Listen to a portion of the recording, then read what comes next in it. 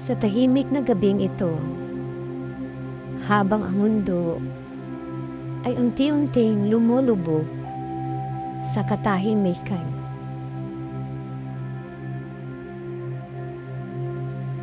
pinikit mo ang iyong mga mata at hayaan mong ako'y magsalaysay ng isang kwento. Isang paglalakbay, hindi sa malayong lupain, kundi sa pagitan ng panaginip at alaala.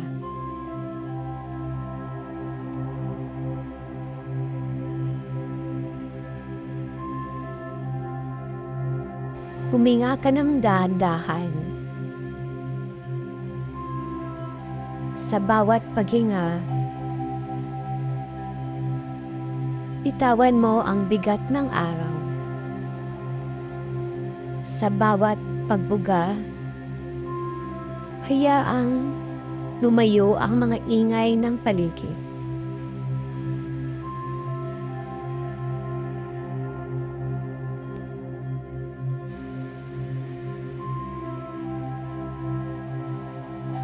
Ngayon, nasa tabi mo lang ako. Dahan-dahan nating tatawirin ang hangganan ng oras. Isang hakbang papunta sa lumang Maynila.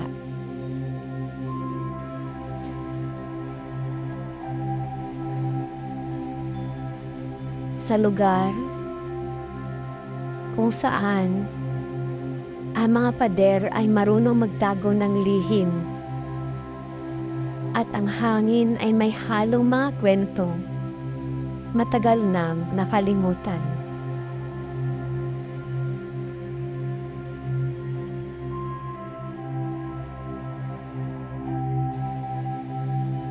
Ang lugar na iyon ay tinatawag na Intramuros. Sa panahong ito ng gabi, wala nang dumadaan sa mga kalsadang bato. Ang liwanag ng mga lampara ay naglalaro sa pader. Ang mga anino tila may sariling buhay.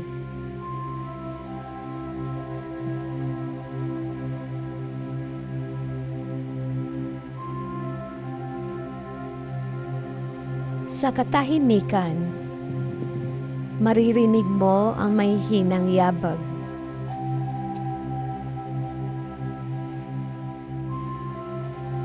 Maaring iyo lamang imahinasyon o marahil mga alaalang muling naglalakad.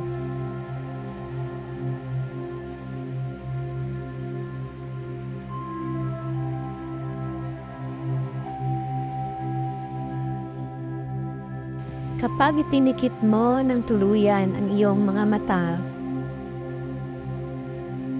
ang iyong mga hakbang ay magsisimula rin sa loob ng mga pader.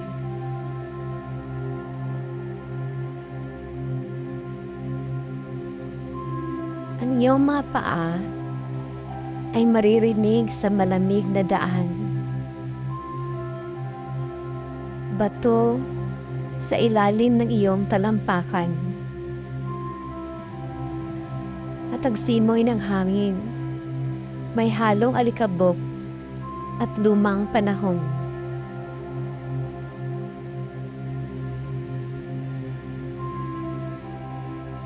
Sa iyong paligid, naroon ang mga simbahan,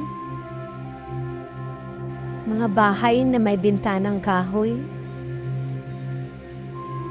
at mga pintuang tila naghihintay ng pagbabalik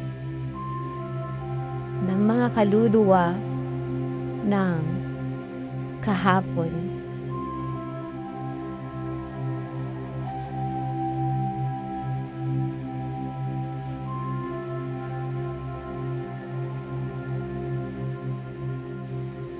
Ano ang iyong hinahanap? Isang boses ang maririnig mula sa dingding.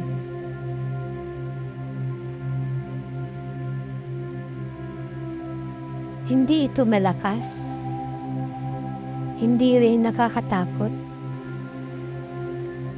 Ito'y parang tanong ng isang matandang kaibigan na matagal mo na hindi nakikita.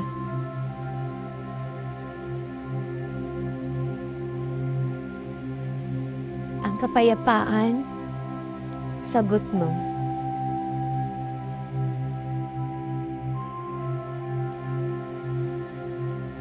At sa sagot mong yon, tila gumaan ang hangin. Ang mga ilaw ng lampara ay kumikislap. At sa gitna ng mga anino,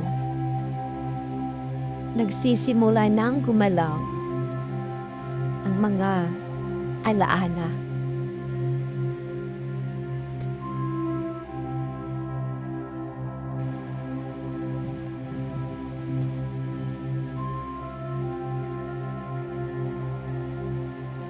Bawat hakbang mo ay tila umahaplos sa nakaraan.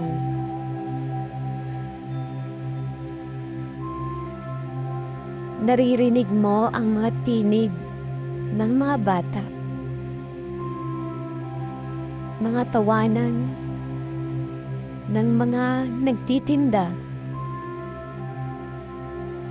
at tunog ng kampana sa simbahan ng San Agustin. Ngunit, ito'y hindi ngayon. Ang lahat ng ito ay mga piraso ng panahon na bumabalik lamang tuwing gabi. Tuwing may kaluluwang gaya mo na handang makinig.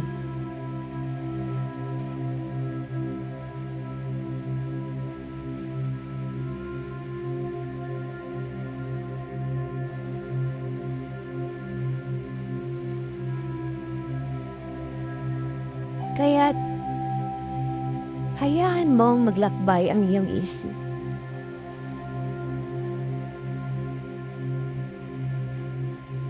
Sa bawat segundo ng katahimikan, lumalapit ka sa puso ng Intramuros.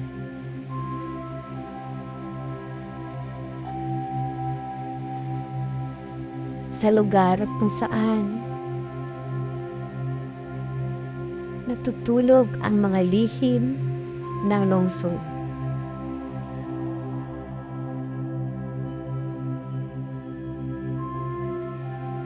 At doon nagsisimula ang ating kwento.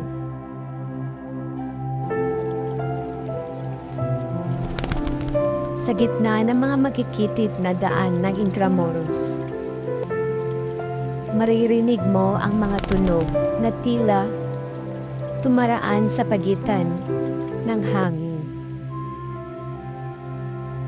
Mga bulong na walang malinaw na pinanggagalingan.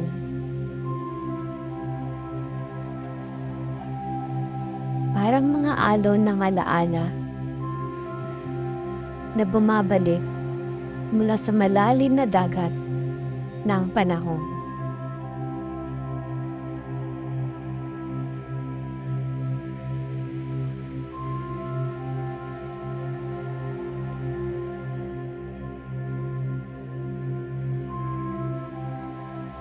Naririnig mo ba kami?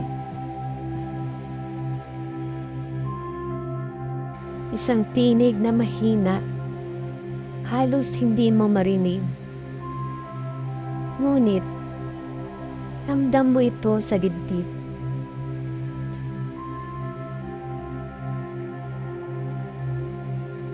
Hindi mo alam kung saan ito nanggagaling. Mula ba sa mga pader o sa iyong sariling alaala? Nagising na muli.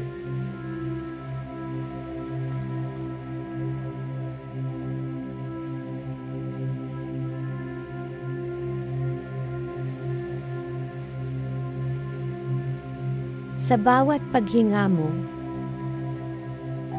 tila lumilinaw ang mga anino. Sa liwanag ng lampara, nakikita mo ang hugis ng mga taong naglalakad noon. Mga kababaihang nakabarot saya,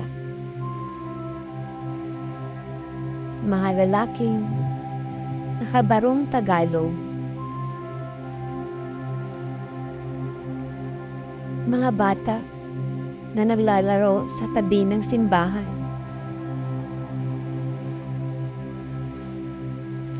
Ngunit, alam mong hindi sila totoo.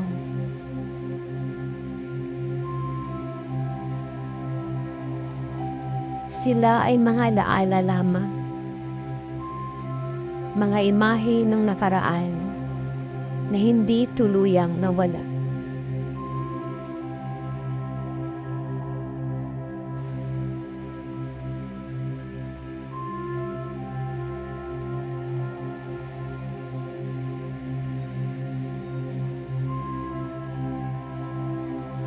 Noong una, wika ng isa sa mga bulong.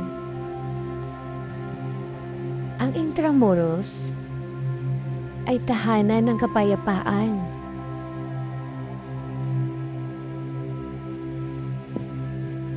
Ngunit, dumating ang mga araw ng digmaan at ang mga pader na ito'y nakakita ng luha at abo.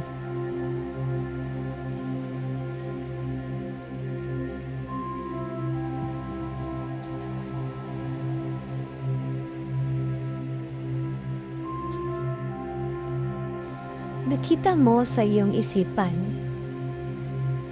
ang mga kanyon sa mga tore,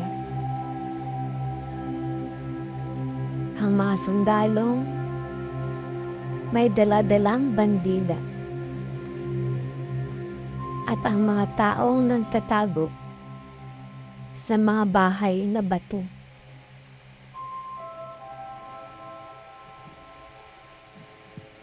Ngunit, sa kabila ng ingay ng labanan, naroroon pa rin ang mga panalangin,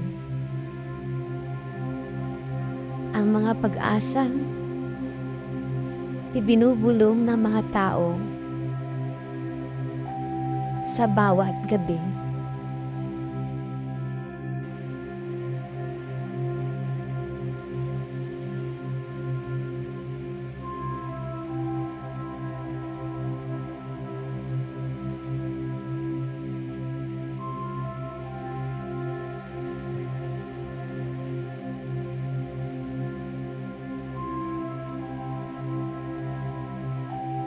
Hindi lahat ng lumisan ay nawala. Wika ng tinig.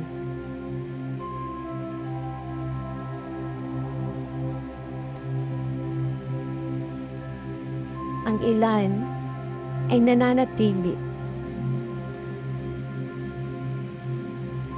upang bantayan ang mga alaala ng kanilang minamahal na lungsod.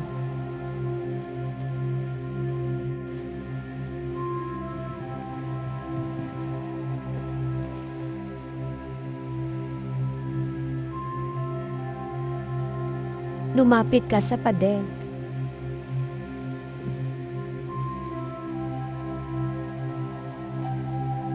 Sa ilalim ng iyong palad,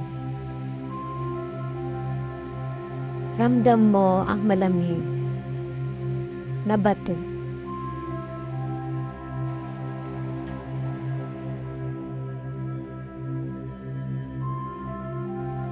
Para bang may tibok, marahan, tulad ng tintig ng puso ng isang matandang lungsod.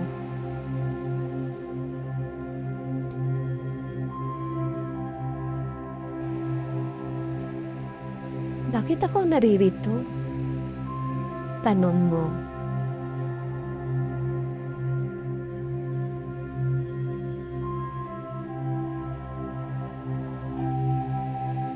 Sapagkat ang mga alaala ay naghahanap ng tagapakinig.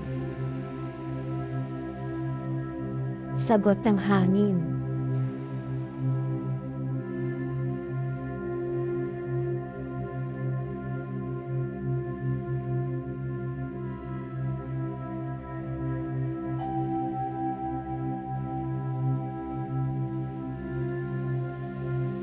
Sa bawat hakbang mo, may bagong tanawin na lumilitaw.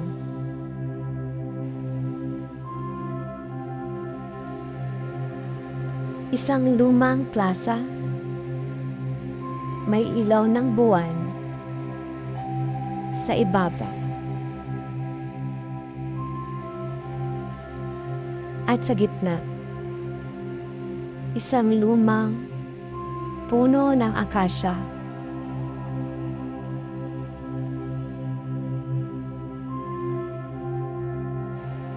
Ang mga dahon nito'y kumikilos at mula rito'y naririnig mo ang tila paghinga ng lupa.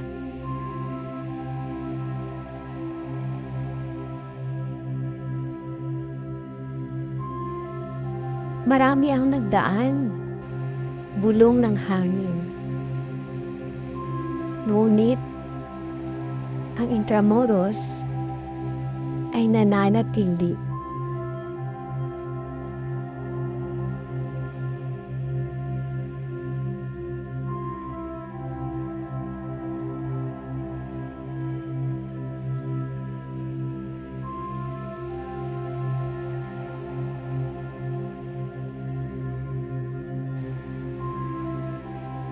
Sa bawat sandaling lumilipas, mas lumalalim ang iyong paglalakbay.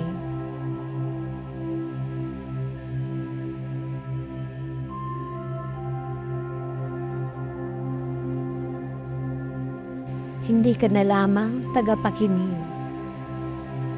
Isa ka ng bahagi ng kwento.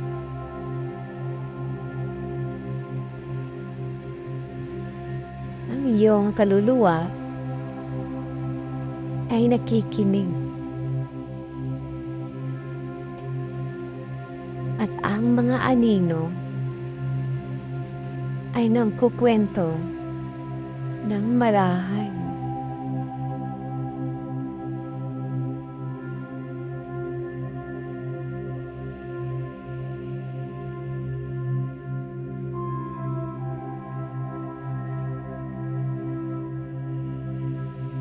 Noong gabi, bago ang malaking lindol, sabi ng isa, ang mga kampana ay tumunog na tila may babala.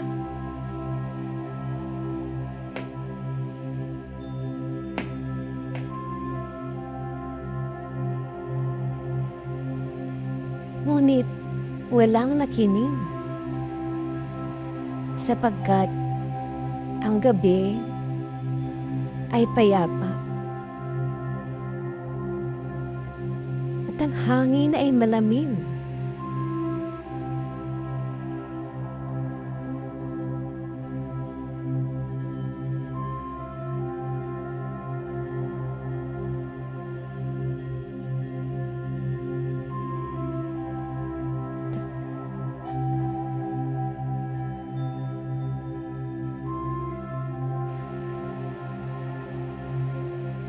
At nang gumalaw ang lupa,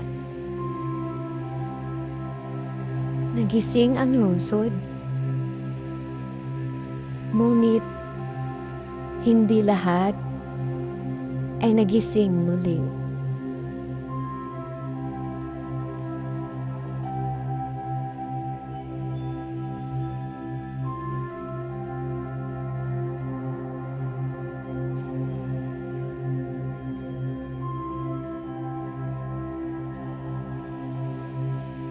Ang tinig ay humina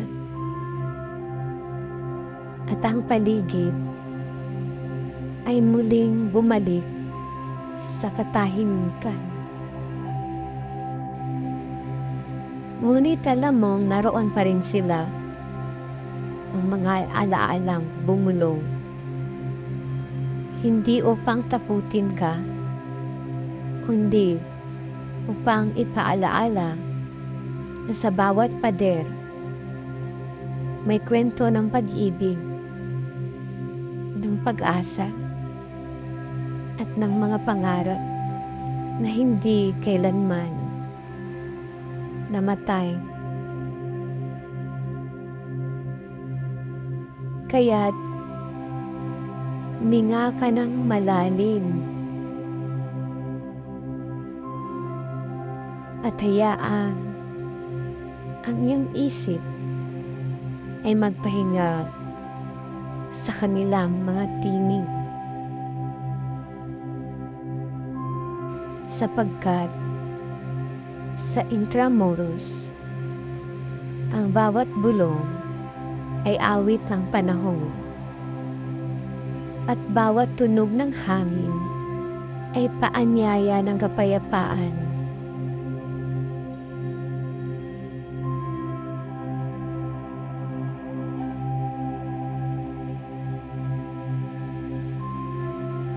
Sa katahimikan, maririnig mo na muli ang iyong sariling paghinga. At sa malayong dako ng plaza, may isang figurang dahang-dahang lumalapit.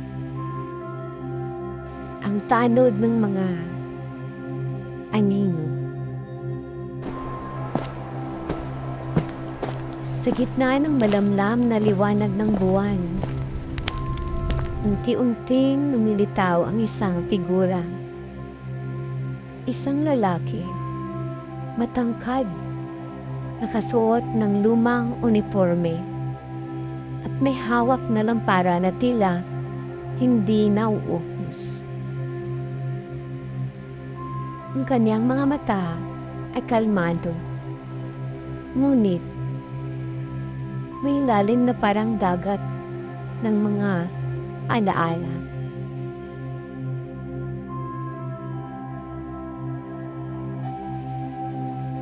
Magandang gabi, wika niya, sa tinig na mabagal at mababa.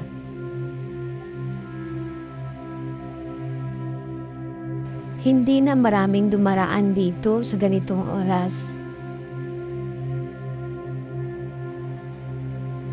Tahimik kang tumango. Hindi alam kung ito ba'y panaginip o katotohanan.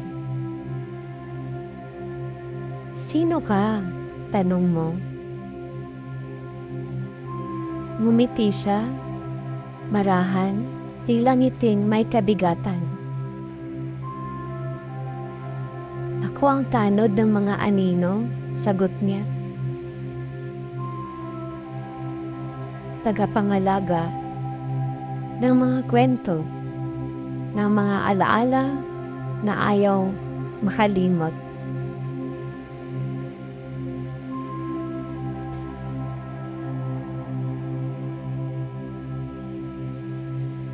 Lumapit siya sa isang lumang arko. Dito, dumadaan ang mga kaluluwang nagbabalik. Hindi upang manakot, kundi upang magpaalam. Minsan, sa huling pagkakataon.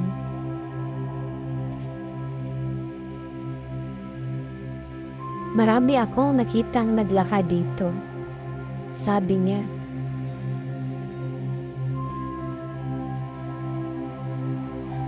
Isang sundalong may sugat sa dibdib. Isang madre na bitbit ang rosaryo. At mga batang tumatakbo. Naghahabulan kahit sa gitna ng gabi. Lahat sila mga anino ng panahon.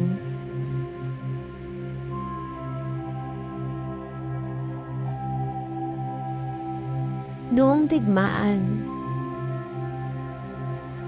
pagpapatuloy niya, ang mga pader na ito'y naging kanlungan at bilangguan. Maraming panalangin ang naputol sa gitna ng putok.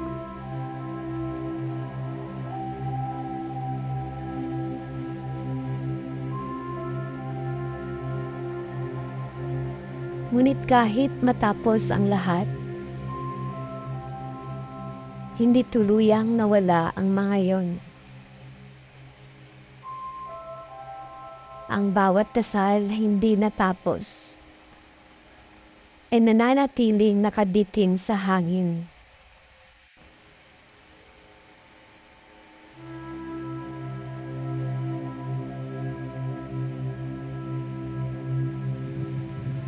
Kaya ako naririto, sabi ng tanong, upang pakinggan silang muli.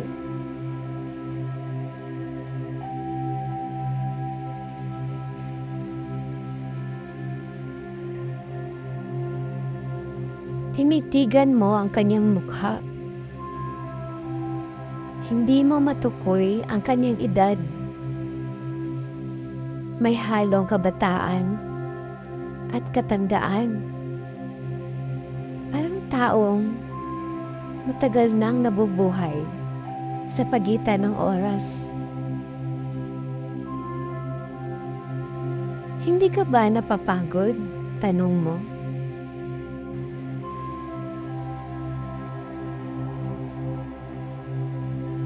Ang pagod ay para sa mga may hangganan. Tugon niya, marahang tumawa. Ang mga alaala ay walang hanggan. At ako'y bahagi na nila.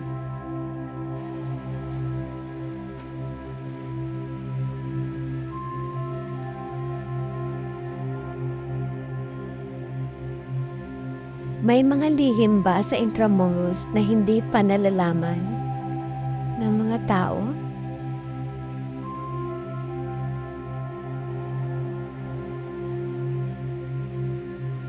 Tahimik siya sandali. Tinitigan ng ilaw na lampara. Marami, sagot niya. Ngunit, hindi lahat ay para sa pandinig ng gising.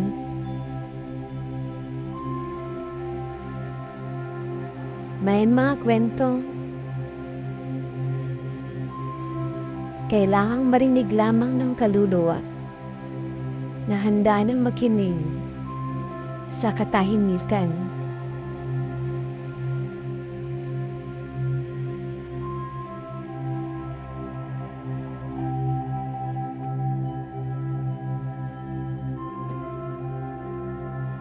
Halimbawa,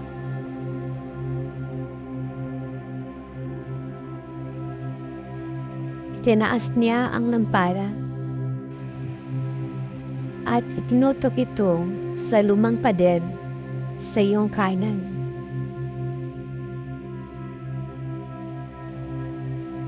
Sa ilalim ng liwanag, nakita mo ang mga ukit na halos natabunan na ng panahon. Mga pangalan, mga petsa, mga panalangin sa wikang Espanyol at Tagalog. Ito ang mga isinulat ng mga taong gustong maalaala. Wika ng tanod. Kapag naririnig ko ang kanilang mga tingin, sinasagot ko sila ng tahimik na panalangin.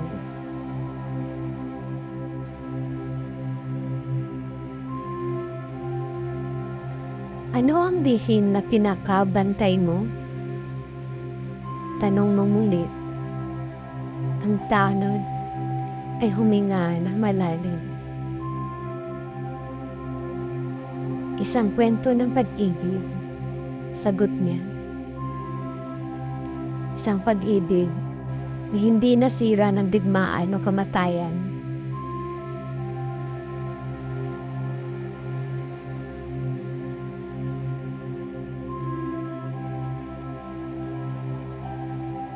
Noong panahon ng gulo, sabi niya,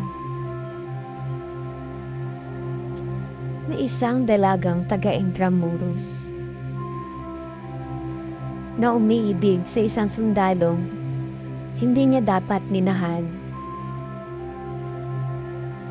Sa bawat gabi, nagkikita sila sa ilalim ng punong akasya, nagbubulong ng mga pangako, nagtatago sa mga matang mapanurit.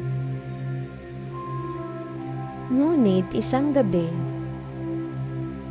hindi siya dumating.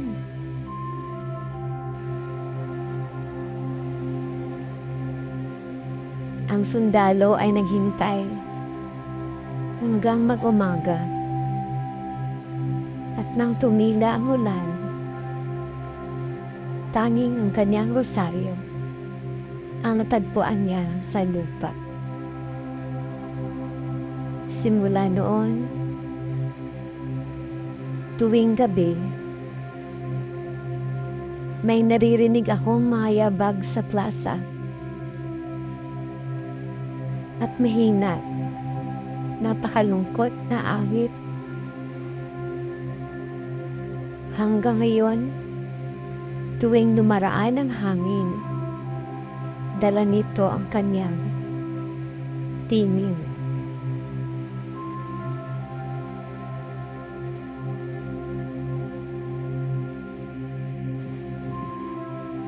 Ang pag-ibig ay hindi kailanman nawawala. Wika ng tanod. Nagiging bulong ito sa hangin at ilaw sa dilim.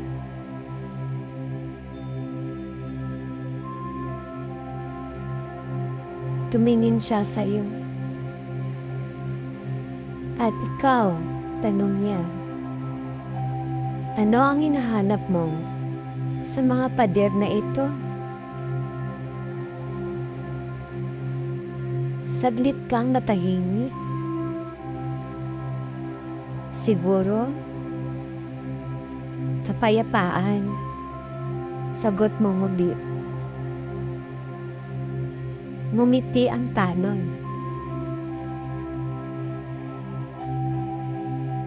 Kung gayon, makikita mo ito sa susunod mong hakbang. Inabot niya ang kanyang lampara sa'yo.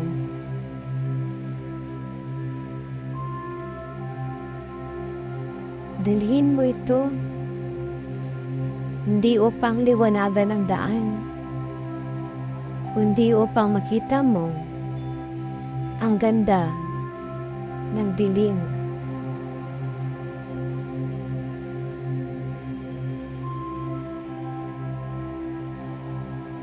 At habang inaabot mo ang lampara, ang tanod ay unti-unting naglalaho. Ang hangin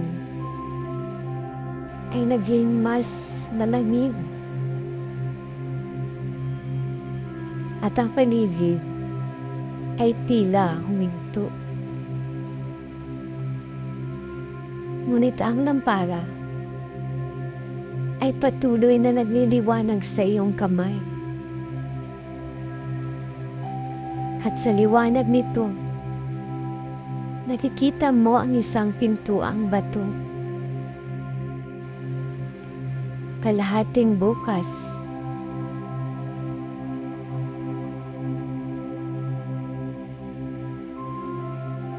Doon sa likod nito, naghihintay ang lihim ng Intramuros.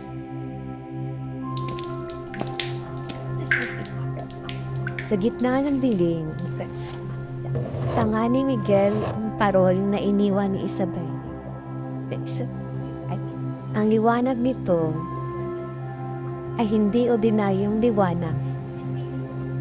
Tila may init na nagmumula, hindi lamang sa apoy, kundi sa mga alaala ng daang taon. Habang naglalakad siya sa ilalim ng simbahan,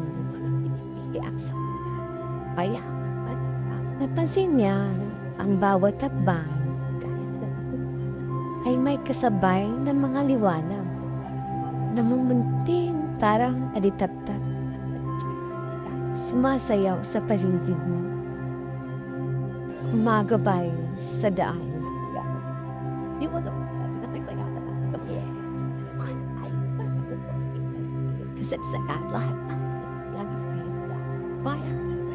Sa dulo ng labusan, may nakita siyang malawak na bulwagan na gawa sa bato.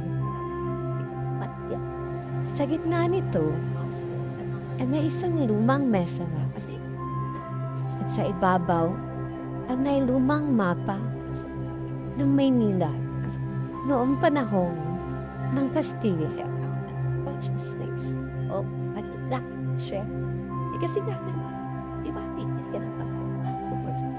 Lumapit siya. Ang mapa ay tila buhay. Ang ilog ay kumikilos. Ang mga busali ay nagliliwanag. At sa gitna ng lahat, kumikislap ang isang marka. Intramuros, puso ng mga alaala.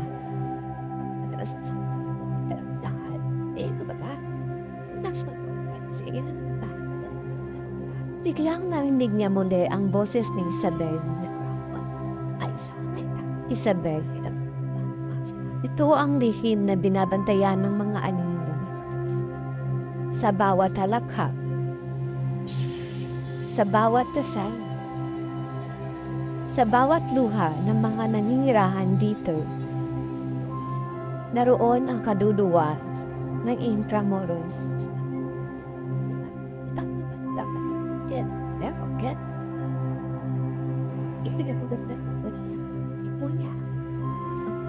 Nilingon ni Miguel ang paligid.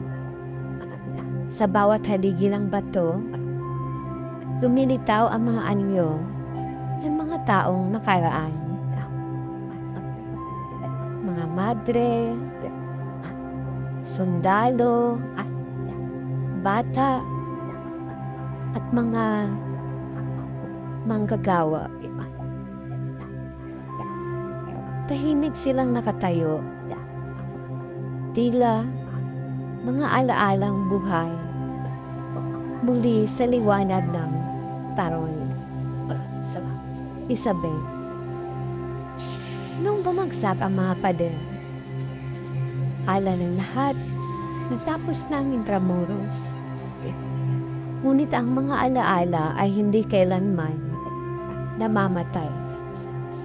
Nagtago lamang sila dito sa ilalim ng simbahan. Kasi diba? Diba? Survive. Lumapit si Miguel sa mapa at doon niya napansin ang maliit na inscription sa gilid. Kung saan nagtatapos ang panaginip, doon nagsisimula ang pag-asa.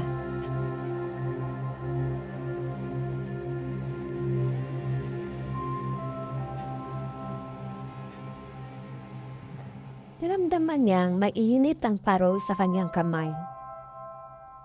At bigla itong kumislap ng mas maliwanag pa kaysa dati.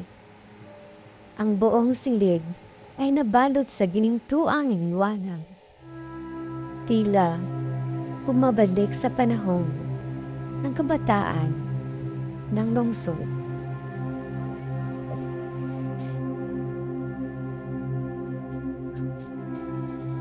Nakikita niya ngayon ang Intramuros noong sinaunang panahon. Mga taong naglalakad sa cobblestone streets, mga kabataan na naglalaro sa ilalim ng araw, mga mangangalakal na nagbubukas ng tindahan, at mga babae sa balkonahin na kumakaway sa dumadaang karawahe.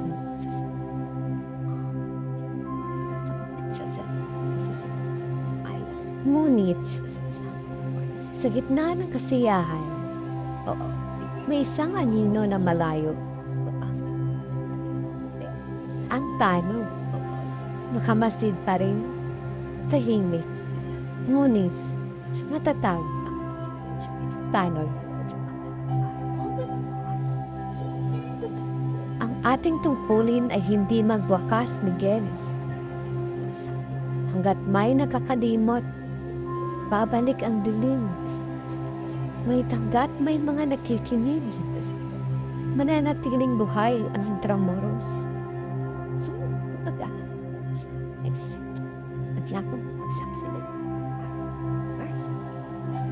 Unti-unting bumalik sa kasalukuyan ang paligid.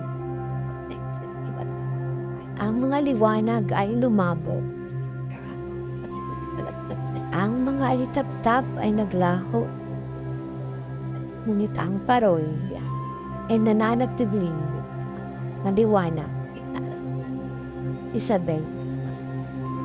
Yan ang puso ng Intramuros, Miguel. Ang liwanag ng mga taong minahal, ng mga pangarap na minsang nawala, at ng pag-asang muling mabubuhay.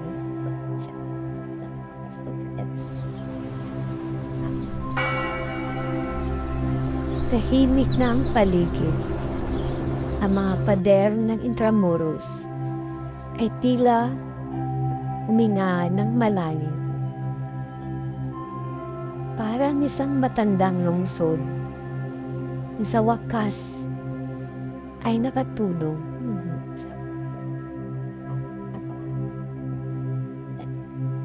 Si Miguel ay nakatayo sa tapat ng simbahan. Hawak pa rin ang parol na marahay umiinaw. Ang ilaw nito ay hindi na kasing liwanag ng kanina. Ngunit sapat upang bigyan ng init ang malamig na hangin ng gabi.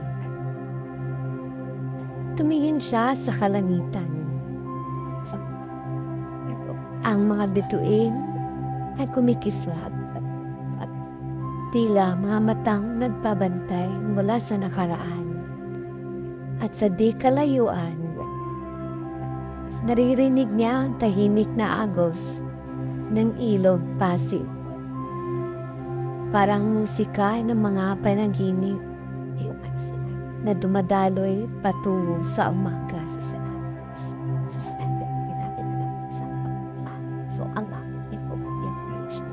Isabel. Salamat, Miguel. Dahil sa pakikinig, nakapahinga muli ang mga alaala.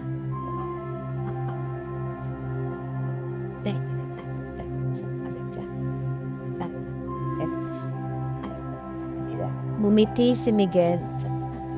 Marahang pinikit ang mga mata sa kanyang isipan. Unti-unting bumabalik ang mga eksena. Ang tanod na nagbabantay. Ang lumang bahay na may parol. Ang kondima nagmumula sa malayo. At ang liwanag ng mga taong minsang nagmahal sa lungsod na ito.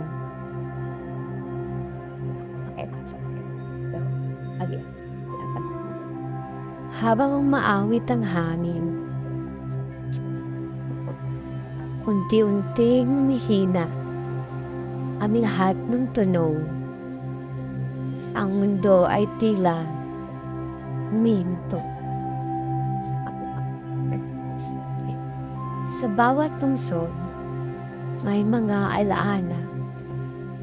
Sa bawat alaala, may mga lihim.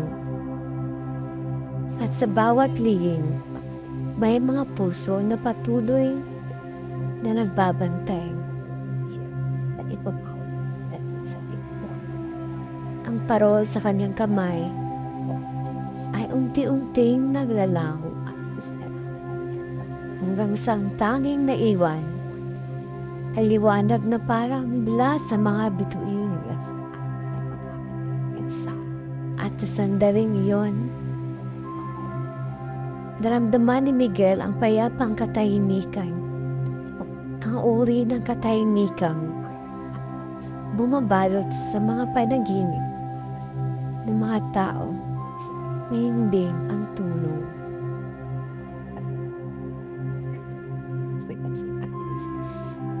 Sa malayo, maririnig pa rin ang mahinang bulong ng tanong.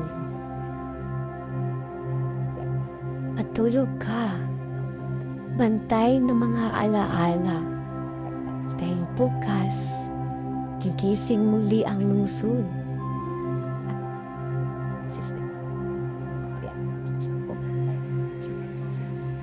Unti-unting naglalaho ang liwanag. At ang mga bituin ay nagsasanib sa himpapawid. Ang gabi ay humayakap sa buong Intramuros. Malambot, payapa, at walang iniwan kundi kapayapaan.